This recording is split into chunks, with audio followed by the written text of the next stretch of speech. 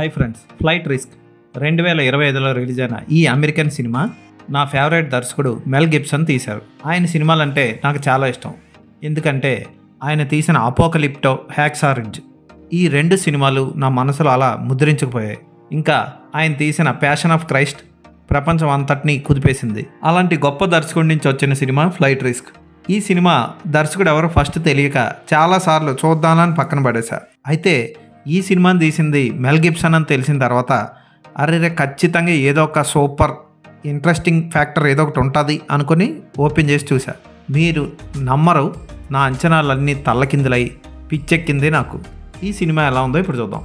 ఒక డొక్కు ఫ్లైట్లో డాకరీ గ్రేస్ అనే ఓ వ్యక్తిని అమెరికా తీసుకెళ్తూ ఉంటుంది. ఆ గ్రేస్ని ఇంట్లో ఉండగా పట్టుకుంటారు. ఆ డొక్కు ఫ్లైట్లో ఎక్కిస్తారు. అయితే ఆ పైలట్ మంచివాడు కాదు, వీళ్ళిద్దరిని చంపాలనుకుంటాడు. ఆ పైలట్ని ఎవరు పంపించారు, వాడు ఎందుకు చంపాలనుకుంటున్నాడు, వాడి నుంచి తప్పించుకోవడం కోసం డాకరీ గ్రేస్ ఏం చేశారు అన్నదే కథ. ఈ సినిమా ఫస్ట్ 10 నిమిషాలు తప్ప తర్వాత అంతా ఒకే డొక్కు ఫ్లైట్లో వెళ్తానే ఉంటుంది సినిమా. పోనీ అక్కడ టేకింగ్ ఏమన్నా బాగుందా అంటే ఏ మాత్రం టెక్నికల్గా కానీ, స్క్రిప్ట్ పరంగా కానీ, రచనా పరంగా కానీ గొప్ప టర్న్లు ఉండవు, ట్విస్ట్లు ఉండవు.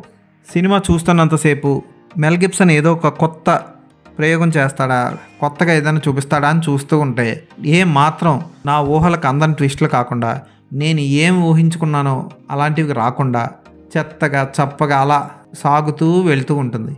ఏ మాత్రం ఇంట్రెస్టింగ్గా అనిపించదు. ముఖ్యంగా ప్రధాన పాత్ర పైలట్ పాత్ర పోషించిన మార్క్ వాల్బర్గ్ బట్టతల గెటప్ కూడా అతికించినట్లు తెలిసిపోతూ ఉంటుంది. ఇక మిగిలిన ఇద్దరు నటులు మిచెల్ డాకరీ, టాపర్ గ్రేస్ వాళ్ళిద్దరూ వాళ్ళ పాత్రలకి న్యాయం చేశారు. అయినా సరే సినిమా ఎక్కడ ఇంట్రెస్టింగ్గా సాగదు. తెలుగు డబ్బింగ్లో చూసిన బోర్ కొట్టింది ఈ సినిమా. అసలు మెల్ గిబ్సన్ నుంచి ఇలాంటి సినిమాను మనం ఊహించాం. ఫోటోగ్రఫీ కూడా చీప్గా ఉంది. ఫ్లైట్లో ఉన్న చాలా షాట్లు వెనక గ్రాఫిక్స్తో తీసినవే. ఒక్క మంచు కొండను గుద్దుకుంటూ ఫ్లైట్ వెళ్ళిన సన్నివేశం తప్ప మిగతా ఏమీ నన్ను ఆకట్టుకోలేదు. క్లైమాక్స్ కూడా చప్పగా సాగుతుంది. ఒక బోరింగ్ సినిమా ఇది. చూడాలనుకుంటే మీరు ట్రై చేయండి. ఈ సినిమాకి నేను ఇచ్చే రేటింగ్ 1.5/5.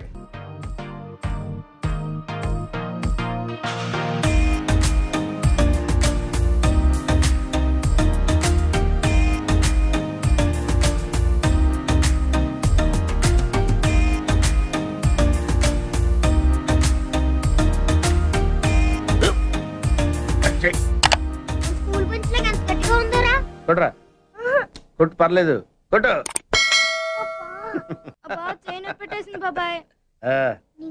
ఏంటి నువ్వు కొడతావా?